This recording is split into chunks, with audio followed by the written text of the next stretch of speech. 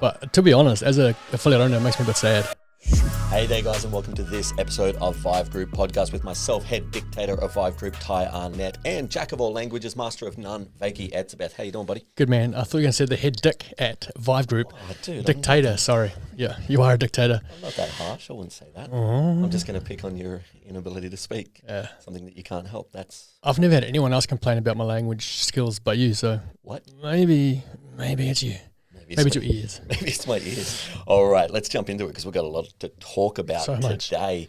We usually kind of struggle last second. Oh, fuck, we've got the podcast coming up. What are we going to talk about? What are the things? It kind of got handed to us on a platter today. It did. Yesterday, yeah, handed. So HQ, CrossFit HQ, out of nowhere first they deleted their main CrossFit HQ Instagram page and then their Facebook page. And then this morning, the CrossFit Games Instagram and Facebook pages as well. The only thing that's still alive is the Twitter page, but that seems to be fairly dormant. And rumors are awry, conspiracy theories. Have they just gotten over Facebook? Are they looking to take a little break to focus on themselves for a little bit? Are they gone? Are aliens involved? Lizard people? Do we need full tin hats? Let's talk about it. Yeah, I mean, I'm not surprised. Let's be honest. CrossFit's history when it comes to communicating what they're doing is not great. You can laugh at this and go, it's almost comical. Yep. But to be honest, as a affiliate owner, it makes me a bit sad, to be honest, because I love CrossFit. I love the brand. I just put a brand new CrossFit sign at the top of my building for the whole world to see. So honestly, for me, I know people laugh about it and make jokes and had some fun on the Instagram account. But I'm sad, man. I'm disappointed. I'm sad. Yeah, I get bummed out as well. From a different point of view, my obsession is potential. So if I see something that is as good as it can be, I'm happy. I leave it alone. I'm not interested. When I see things that can be better, that where there's gaps, it upsets me. And when there's a gap, when I think of, look at how big CrossFit has become. And by the way, I'm going to say this real quick. I can't speak for Wykie, I'm going to shit talk HQ a lot today.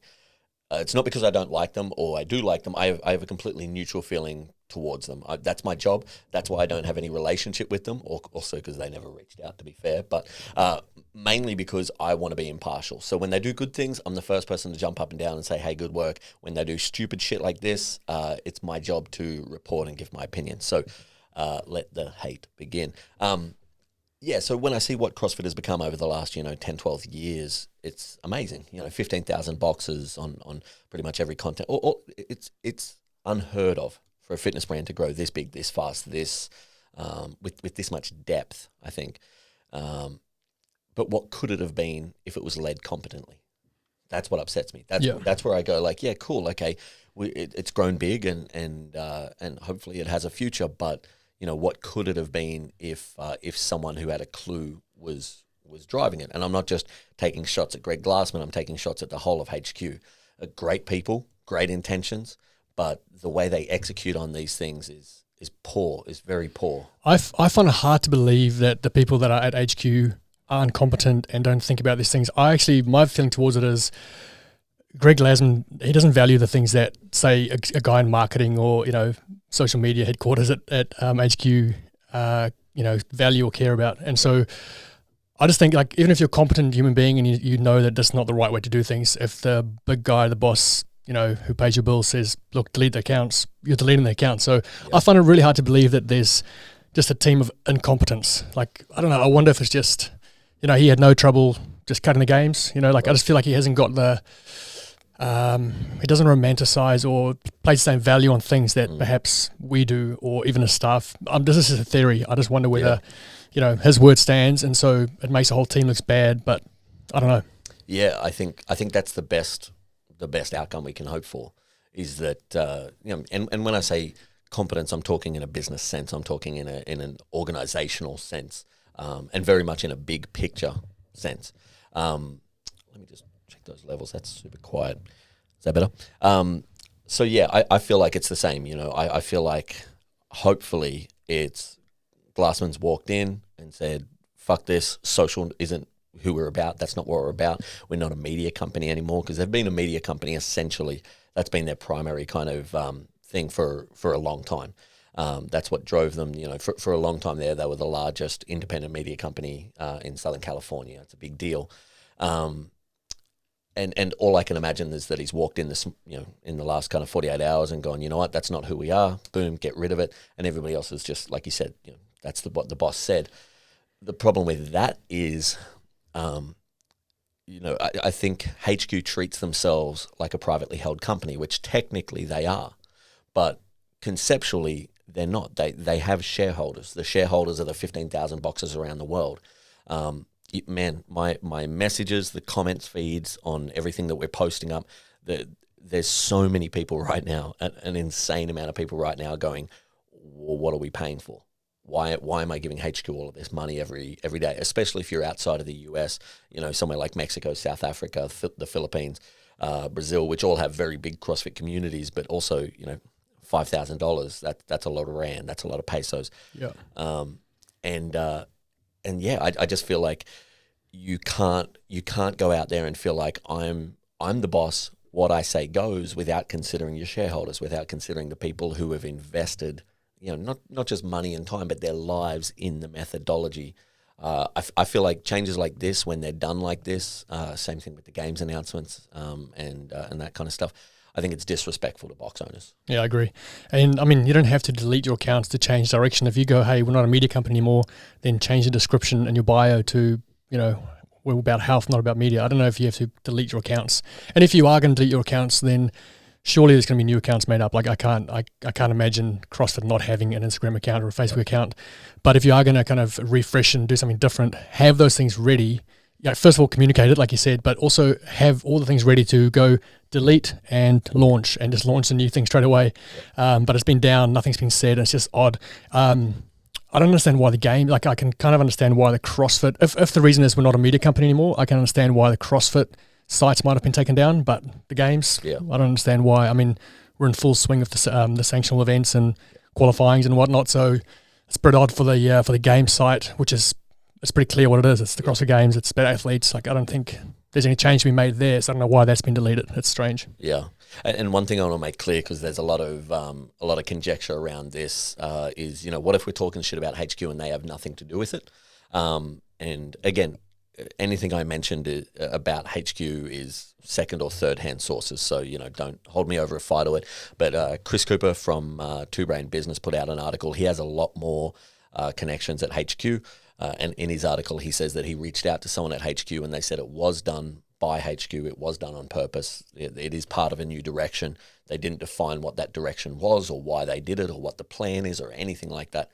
So take that for what it's worth. But in terms of, have they been hacked? I know yesterday a lot of Instagram pages were hacked, but that also doesn't explain the Facebook stuff and, and it doesn't explain the complete radio silence from HQ. Yeah, and if I was to hack it, I'd probably post videos of Jillian Michael working out or like bodybuilders or something. I wouldn't just shut it down. I'd probably have some fun with it. Yeah. So what upsets me, and I said this in our Insta stories today, was when I talk to affiliates about what does HQ do well and what do they do poorly. The two biggest things that I hear back again and again is communication, that they don't communicate well. Again, we saw that with the games. We're seeing it again now. And direction. What is the fucking direction? CrossFit Health is a thing, and that's what we're excited about. Cool, but what's the point of it? Like, where are you? You can't just put it out there and go, "Hey, affiliate owners, shareholders, people who keep this company alive, fucking read it and work it out." You got to communicate that direction. There has to be some. This is something that companies like SoulCycle, Orange Theory, F45, Lululemon, even, they do incredibly well with their staff. You can pull any of their staff aside and say, hey, what's the company's direction? What do you stand for and what don't you stand for? Everyone knows. Everyone's on board. Mm-hmm. And yeah, it's a bummer because, again, there's a lot of people on the fence right now about whether, do we reaffiliate? Do we stay affiliated? Is there value in the brand? And when HQ forget about the fact that they've just killed the media side of things, which I think the media side of things was one of the biggest reasons to stay part of the brand. The fact that we know how hard it is to create good quality media consistently. If you've got a company that does that for you and that you can use, that's worth thousands. Yeah, I agree. But if they're not doing that anymore, then the value drops inherently. But also, just if they're not communicating and then they're not defining their direction, yeah, it makes it a tricky thing to sell. I'll be very, very surprised if they don't replace what they've taken down with something new and fresh. I'm an optimist, so I'm just hoping that whatever they come back with and replace it with is going to be amazing. So that's the best we can hope for. But strange times, that's for sure. Very strange times. Another thing that I was thinking just earlier as well is what's Reebok have to say about this? Because it's not the CrossFit Games, it's the Reebok CrossFit Games. I think they're still within that 10-year period of whatever they signed. What's Rogue have to say about this? What's Fit Aid have to say about this? Again, this is what I mean about incompetence. It's business incompetence. It's the understanding that your business isn't this isolated little, object that you have ultimate control over. You're affecting a lot of people's lives, careers, other businesses, strategy. So yeah, I do kind of wonder, how much does it hurt those relationships? And, how much, if CrossFit can't nurture these relationships, then at what point do these relationships get pulled and CrossFit's left, high and dry with their dick in their hand? That's an interesting thing. It is. So what does this mean for box owners? What do box owners need to do from here? And again, I'm not an affiliate owner anymore. You are. From an affiliate owner's point of view, we've whinged and we've bitched and we've pointed fingers. Now, what does this mean for box owners? What do they need to take ownership of now? I think we'll just sit tight for now and see surely there's going to be some communication come out at some stage. So it sucks that we haven't received anything yet, but I think we'll just sit tight. But again, hopefully, although we take advantage of the brand, my hope is that, affiliate owners out there have built something for themselves that can stand alone, that even if when I was driving in the car and I saw the post come up that it's been taken down. When you were parked? Yeah, safely. When I was parked in my car in the car park. That's it. Yeah, that's the one. I remember messaging you saying, maybe this is it. Maybe it's the end of it. And not at one point was I like, oh, that's going to ruin my gym or anything. So my hope is that, gym owners haven't solely relied on CrossFit, that have actually taken ownership of their business and created something special that would stand the test of time, even if CrossFit fell over. I don't know. Yeah, what can we do? I think it's the same. It's the same as what we talk about, with social media itself, kind of to come full circle. Back in the day, you used to be able to build your whole social presence on one platform. Back in the day, we were just Facebook. That's all we did was Facebook. And it worked. And then Facebook changed their algorithm and, the adpocalypse or whatever we called it back then. And it was a nightmare. And so all of a sudden we realized, shit, we can't put all our eggs in this basket. We have to diversify. We have to make sure that we have redundancies when it comes to our brand. And I think it's the same thing. If you're a CrossFit affiliate, you need to be capitalizing on the fact that you're affiliate. You need to be using all of their media, or their old media maybe in this case. Whatever they put out, you need to be using that. But you can't let the fact that you have HQ or CrossFit, on your front door be a crutch. It can't be we're a CrossFit box and that's what we rely on. The name, the methodology. You've got to have a brand that stands the test of time, like you said. You see this a lot of people when they say, "Oh, we're thinking about de-affiliating or just rebranding in general."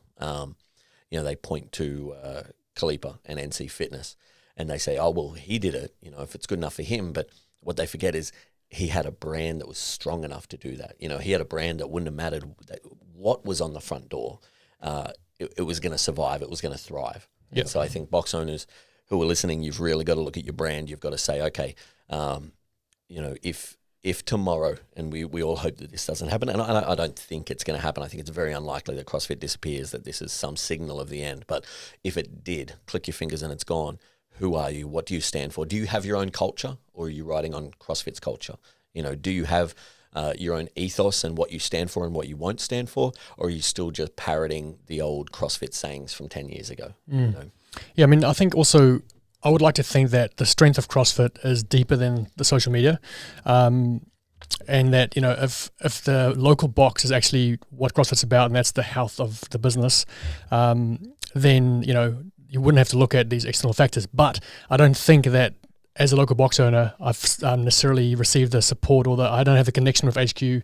I do put a lot of value on the external things like the Instagram account and the Facebook account, because that's where I get my communication from them. There's nothing really direct.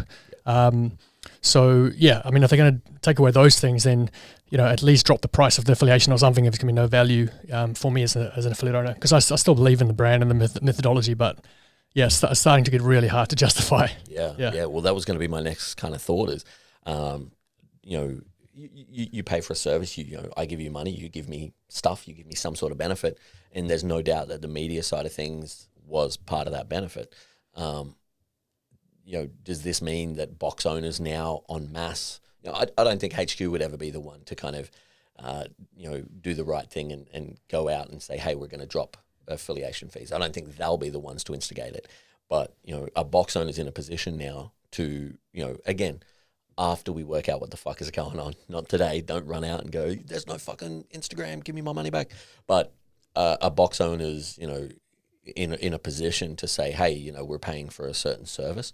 And it's more than just the right to use the name. That's the core of what it is, but there is more that's going on there. We're getting less, so maybe we can pay less now. I think so. Yeah, 100%. I've been in all the videos, all the podcasts, I've been encouraging gym owners to take advantage of the CrossFit brand and keep it on the door, and there's still value in it. Yesterday was probably the first time for me. We're like, I don't know, man. I don't know how much longer I can, defend, and I don't know. It's hard. It's hard. Now that brings up the question. Let's go down this rabbit hole just for the fun of it. If CrossFit's not on the door, what's on the door? Because that's a big mistake people make when they do rebrand or de-affiliate. They take CrossFit off the door and then they replace it with something that is worse, that really, really screws them over, which we can go down in a second. But let's use your box, for example. This is kind of an easy one, but I want to start with that. Tomorrow, either it doesn't exist or you decide it's not worth the value. Who are you? What is the business tomorrow?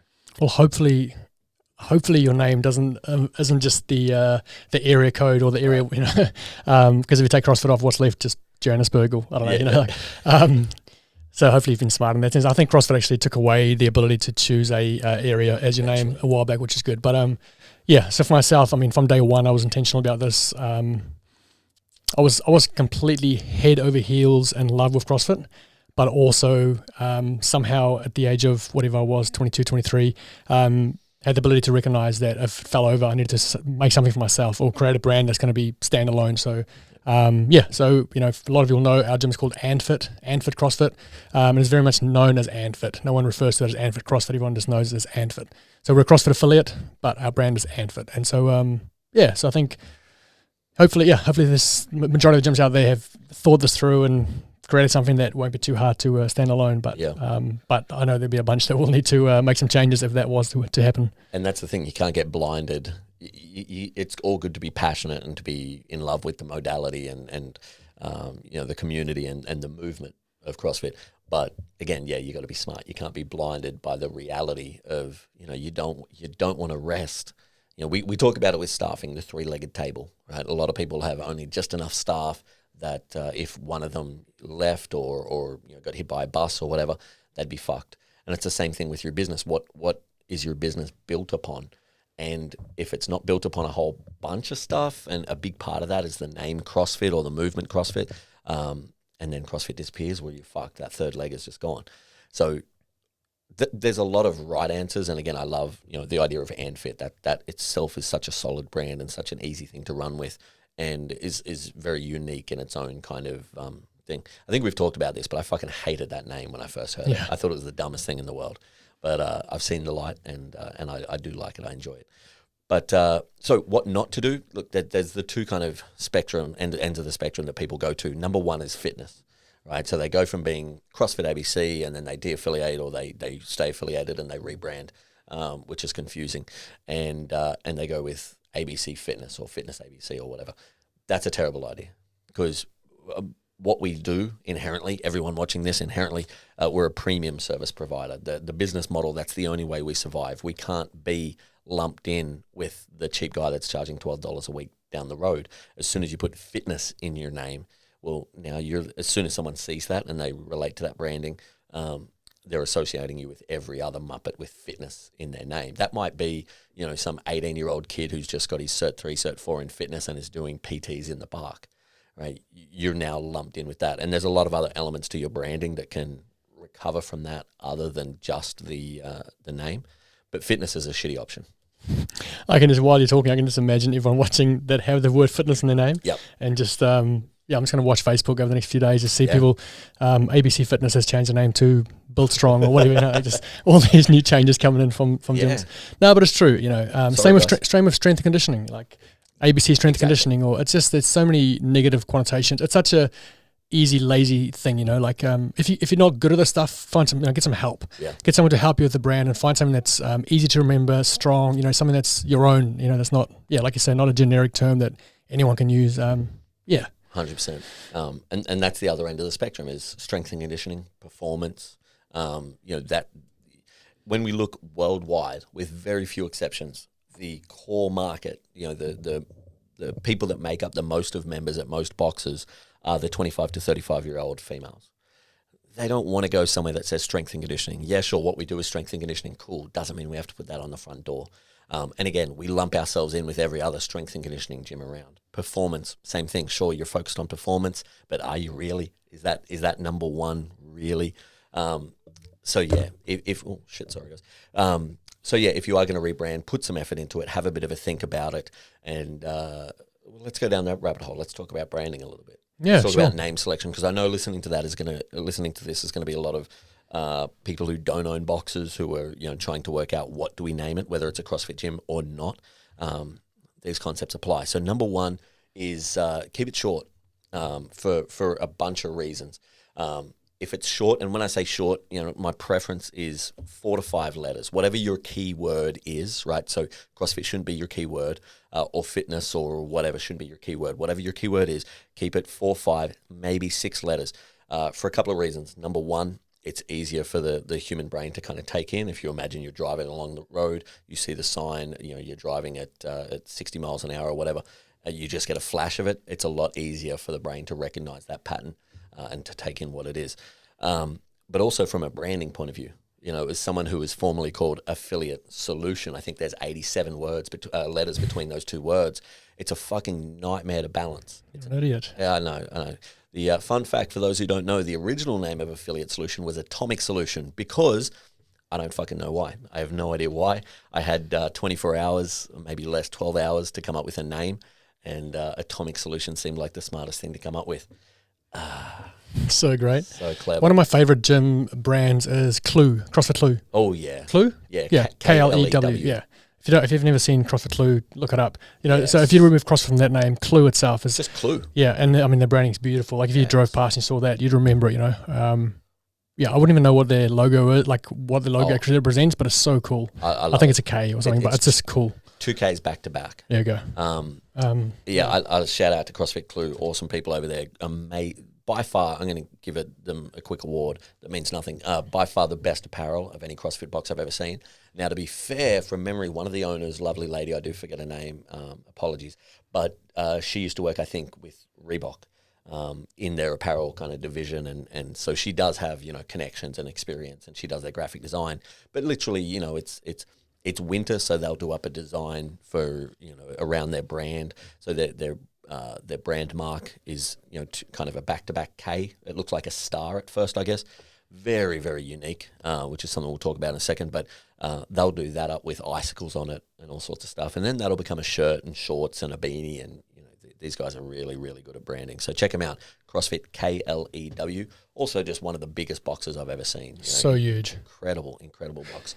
Yeah. So short is number one. That's one of my biggest preferences. Number 2 is unique. It needs to be unique. Again, CrossFit, I don't want to pick any particular city because almost all of these cities exist, but let's go Johannesburg. CrossFit Johannesburg, cool. Again, what are you going to do with the word Johannesburg? Number 1, it's way too fucking long. But number 2, I don't want to call out the box because I know it wasn't cool for them, but we worked with a box a couple of years ago and they had their city as their name. And then there was a mass shooting in that city, and no one, including me, knew that city existed until the shooting, and then that's what it was associated with. And so all of a sudden, their name is associated with this horrible event, and so that they changed their name. They didn't want to be associated with that anymore. Now that's an extreme example, but if you choose something that has external influences on it, then all of a sudden you don't control your branding. And that's kind of the point of branding, is it's something you can control. It's something you're in charge of. So I definitely wouldn't go with a city. And I know, you know, with CrossFit affiliates, you can't do that, but even non-CrossFit affiliates, just don't do that. I don't think it's a smart idea. But I personally don't even like most English words, because most English words, people will take them and it'll mean what they want it to mean, or it'll mean different things to everybody, right? So, for example, the word adversity to one person might be like, yeah, these are things we overcome, and it's part of a, you know, healthy, challenging life. To other people, it might mean, you know, someone in the family is sick and it's a horrible time, and, you know, so I'm a big fan of either made up words or foreign words. You know, I always go back to Greek gods, to Norse mythology, to Latin words. So our company VIVE is just an anglicized version of the word vive, which means to live, which is what we're all about, helping box owners live a better life. Nike, for example, is a great example. Everyone thinks Nike, they think, yeah, cool, the shoe company, the apparel company, the sports company. But that was, I think, a Greek god or a Greek demigod or a goddess or something like that. Apologies for my Greek mythology not being up to scratch. Same with Milo. In Australia, Milo is a delicious chocolate drink, and that's what everybody who grows up here knows it as. But Milo, or Milon the Great, was a legend in Greek mythology. Got eaten to death by wolves. I'm learning stuff here today. Man. It's good. Milon the Great, or Milon the Strong. Check him out. Shout out to Milon. But again, these are companies that have taken words that weren't known, you know, in kind of the popular zeitgeist, and they've made them their own. Yeah. But there was a point to them. They didn't just pick random names. So yeah, that's my second bit of advice: is choose something unique. Choose something that can be your own. Choose something that you can own. When people hear that word, it's all yours. I'm a big fan. You know, right now we're talking on equipment that's made by this company here, Rode, RODE. I don't think that's a word.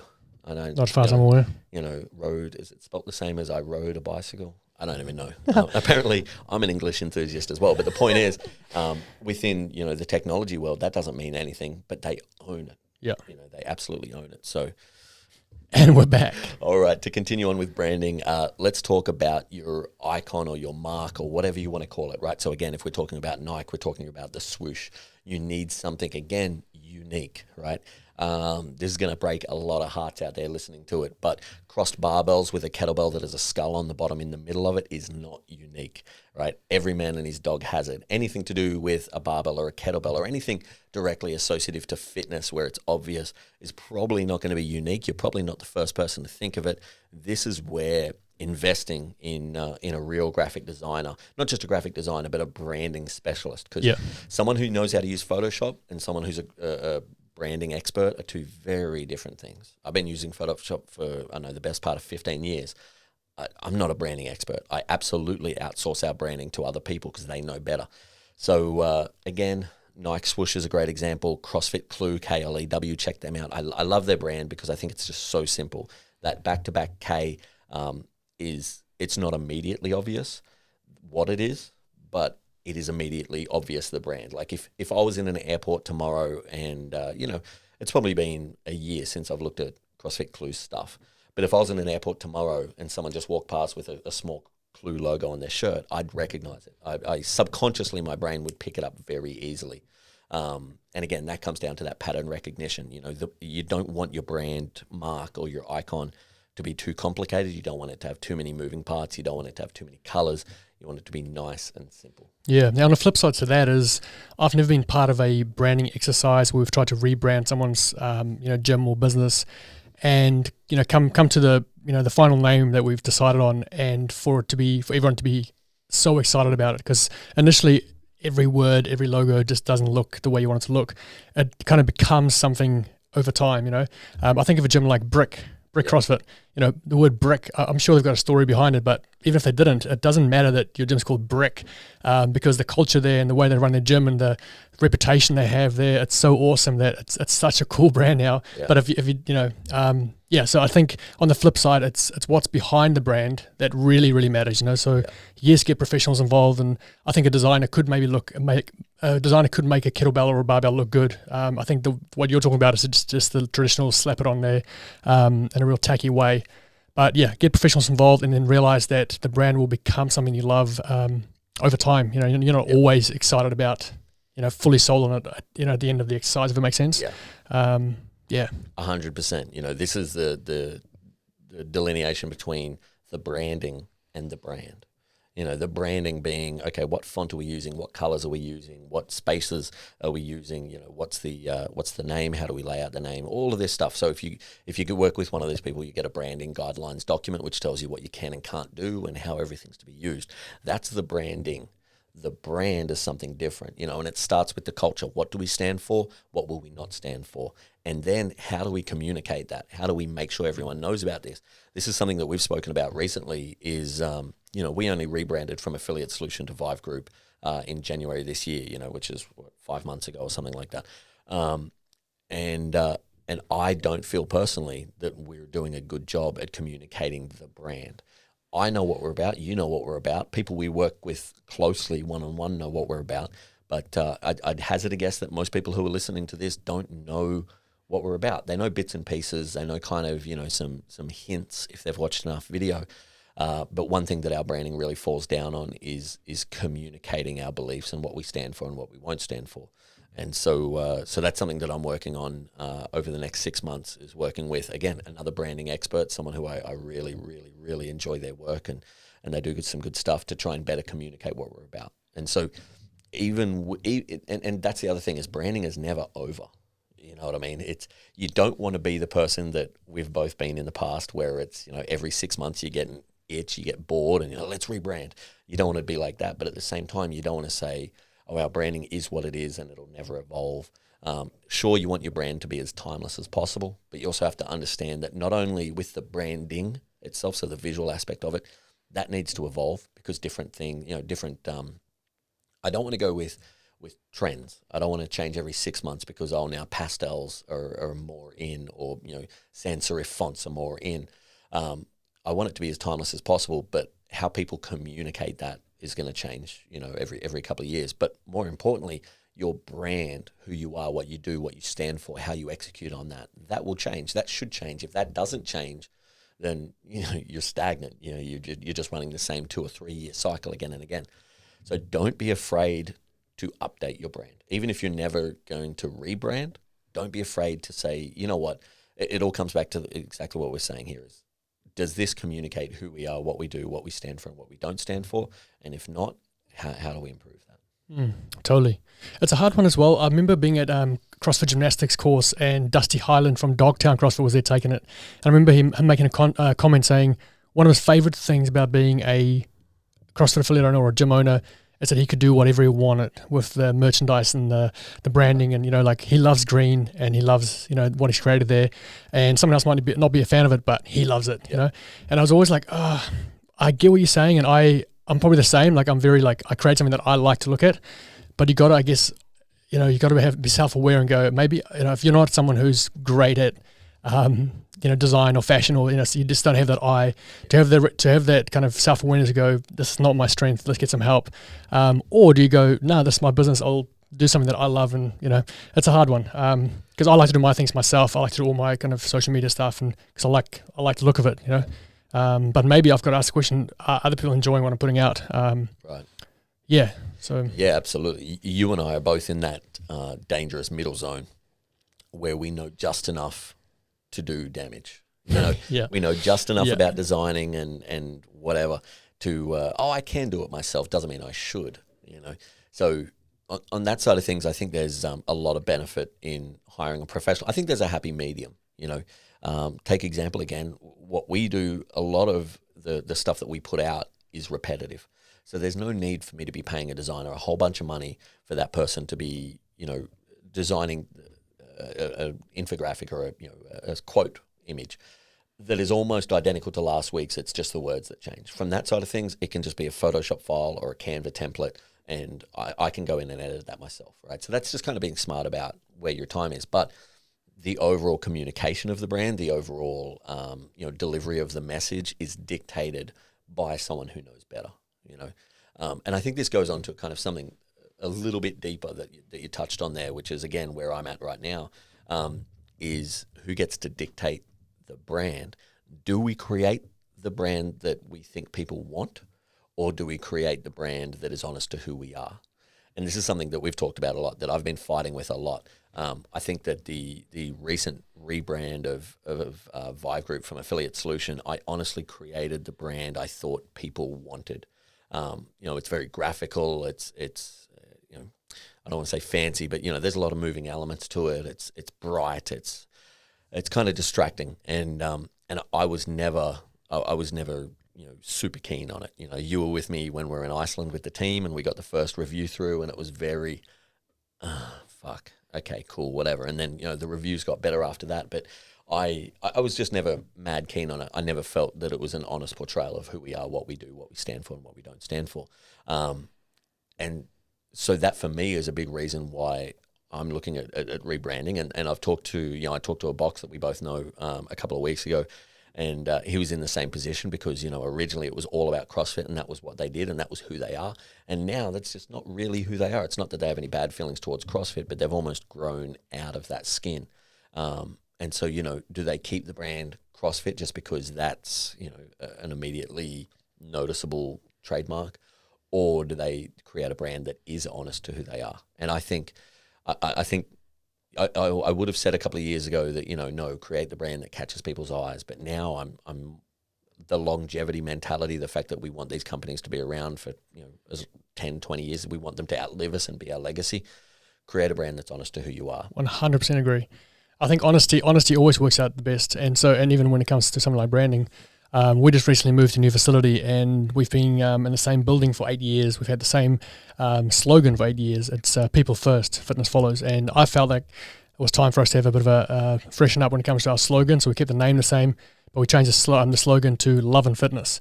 And I love the look of it, and it's kind of, what we embody is, I feel like it's honest to who we are. But some people said to me, not everyone's going to maybe look at the word love and feel like it's a gym. Like, what are you talking about love here? But that's who we are. We want to love people and give them more than just fitness. And I felt like love and fitness describes exactly what we do.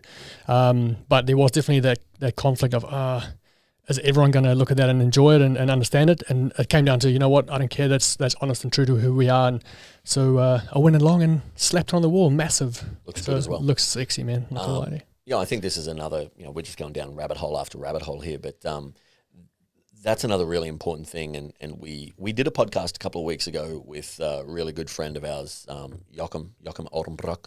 I can't say his name. Joachim, there you go. And it was an amazing podcast, but unfortunately we had technical difficulties and had to scrap it. We didn't get to post it, but we're going to redo it. But one thing that he kind of brought to light that was really kind of, he's clued onto this thing. I get caught up in the doing and the day-to-day and the what things are, and he's got a lot more of a sit back and see the future type thing. He's very perceptive in that way. And one thing that he pointed out was people want to belong to something or someone that believes in something, right? People don't just want, this is hard for me to say because I've held this view for a long time, but for a long time I was very much, your business is your business, your personal beliefs, stuff them. Put them behind you. That's your personal life, not your business life. And I still believe that, but I believe that the business itself can believe in something. And obviously that has to align with your personal beliefs. And so, we're seeing a lot of, whether it's equality in whatever form it comes in, you see that a lot of companies are doing that now. Now, a lot of companies execute on it poorly. A lot of companies try and be pushy about it and say, you should believe in this instead of, hey, this is just what we believe in. What are they called? Ministry of Sound. They now have a fitness part of their company, and it's very cool. Check it out on Instagram, Ministry of Sound Fitness. I really like it. I think it's done well. And their branding, a lot of it is about believing in things. And it's on the lower end of the kind of controversial spectrum. So, they had a post up the other day that was, we don't care, what was it? We don't care if your straw is soggy, we're trying to save the earth, all right? Yeah. And then in the actual copy itself, it said, look, if being kind to turtles isn't your jam, then we're probably not the place for you. I freaking love that, eh? It's awesome. I love it. And you know what? There's so many people out there that don't believe in anything. Yeah. And so as soon as they, see something, they're like, oh, these guys believe in something. They'll go along with it, even if they've never really thought about, like if you've never thought about the turtles before and you see that post, you'll go, oh yeah, I'll go to this gym. I want a part of this, Yeah, exactly. And who's going to argue with that? Like who's going to argue with, we're saving the world here? Yeah. So yeah, I think it's super effective, and yeah, I love it. Yeah. So you know, having a business that has a soul, I think, Yeah, exactly. especially in what we do. Look, if you're selling, you know, photocopiers, firstly, I don't know what you're doing listening to this podcast, but if you're selling photocopiers, you know, you don't need to have a soul in the business. You know, it can just be, Or as a person. Nah. it's a fucking, here's a photocopier, you know, it photocopies things, Yeah. buy it. But with what we do, it's so personal. It's so, you know, even more so than the normal gym experience that, yeah, I think we do need to not just believe in something, but make sure that that's expressed through our brand. Yeah, I agree. But again, you know, you put, when you do that, you put certain chips on the table, and if you don't execute on it properly, you can lose those chips. You know, so you do have to be careful with it, right? So if you want to, you know, if you want to pick any of the more controversial issues, right? Let's talk about, because I've seen that there's a lot of boxers, and we've talked about the box in the US that fucked this up royally. But you know, something like gay marriage, if you want to put that out there, well, you have to understand that this is a controversial issue, and if you want to stand for something, that's fine, but you have to be willing to reap the rewards and, you know, the downsides to that as well. And we see that a lot. So that's why I love the turtles thing. It's so low risk. You know, you're not going to get anyone who walks in and sees that and goes, "This is bullshit. You know, my parents were killed by turtles. This is fucked. Kill all the turtles." You know, it's such a low risk. Like you said, everyone can get behind that. Yeah. You know, so that's why I love the love and fitness, because, yeah, more and more we are seeing that what we do, it's okay for it to have a soul. And it always had a soul. Yeah, and it came down to me. I asked myself the question: is anyone that doesn't believe in love, or if they don't, do we actually want them here? Yep. And the answer was no. Everyone believes in love to some degree, and if they don't, then I don't want. If they don't, I don't want them here. You know, if they believe in hate, then I don't want them in my gym. There's a gym down the road with hate and obesity up on Yeah, the exactly. Just run with that. Man. So guys, what do you take away from this besides I don't know, the random whatever we're talking about? What does your gym believe in? What do you believe in, and should that flow on into your gym? And then how do you express that? What do you stand for? What don't you stand for? And how is that expressed? If I pulled one of your members aside at a barbecue, would they be able to tell me, "Oh yeah, my gym believes in this," or "My gym stands for this," or some version of that? However they would kind of communicate that. And then more importantly, if I pulled one of your coaches aside and asked the same questions, could they communicate that with me? Because again, you're the one steering the ship, right? So you're the one that is dictating the culture and the direction. But for the most part, especially as you grow, it's your team that is executing that a lot more than you. You know, add up the amount of hours that your team have face-to-face with your members, and that's what matters, compared to the hours that you have face-to-face with your members. Your team has a lot more of an impact on you know, what your members know and don't know and believe and don't believe about your business. So ask yourself, is that community, culture expressed to your team? Yeah, and if man. not, do it. Yeah. Just to loop around to you know, the branding stuff. If you know that you're not great, I talk to a lot of gyms that just feel like they don't have the creativity or the ideas to, you know, create cool stuff to put out, and perhaps you don't have the money to invest into designers and stuff like that. Just go ahead and follow some of the top brands and see what they're putting out. What I've learned is nothing's new on this earth. You know, everything's been done, and there's nothing wrong with borrowing and being inspired by other people's creativity. So, one thing that I've learned to do is to follow brands that I like and love, and I know are, you know, killing the game, and I'll borrow from all of them. You know, create my own based on seeing what they're doing. You know, what's up to date. So 100%. Go and follow the Editors and the Nikes and the Rogues, and you know, follow their accounts and see what they're doing, and For sure. Steal, man, steal. Yeah. And for those who want resources for anything creative, to get inspiration, or just to straight up steal, check out behance.com. Behance.net, BEHANCE.net. This is the world's biggest portfolio website. It's run by Adobe, so that's the company that makes all of the creative software that people use. And creatives, whether they are graphic designers or video editors or architects or interior designers or website designers or photographers or whatever you can imagine in the creative spectrum, they jump on there and they put up their projects and present them really well. Most of the affiliate porn that you guys have ever seen me post comes from that website.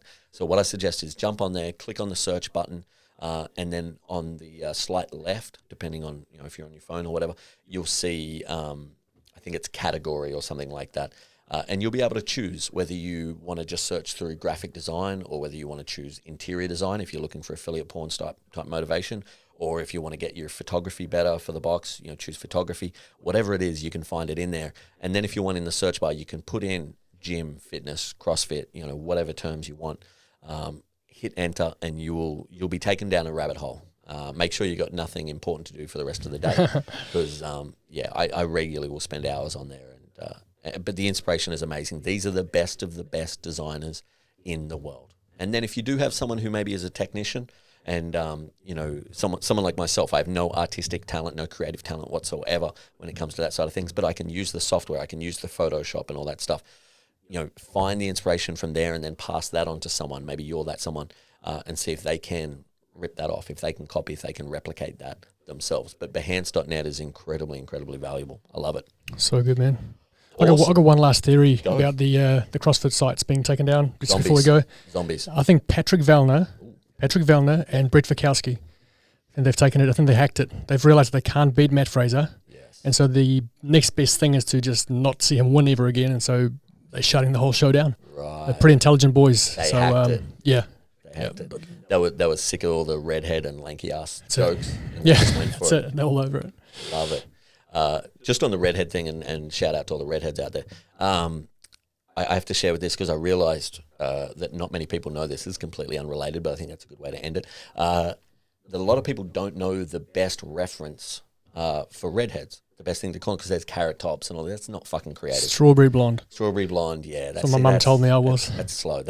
We need something a little bit more fiery. So for those who don't know, in the army in Australia, we call redheads FOTs, F-O-Ts, which stands for fucking orange things. And I think that's brilliant. And I can say that because I got a little bit of ginge in the beard. FOTs, fucking orange things. Share the word. All right, guys, that's it. Let me know in the comments or whatever, wherever this is posted, wherever you're seeing it. What do you think is going on with CrossFit HQ? How does it affect you? Are you happy or are you unhappy? What are you going to do about it? Take away all the branding stuff. If you've got any questions, as always, reach out. And that's it. Thanks, buddy. Thanks, man. Cheers. See you guys next time.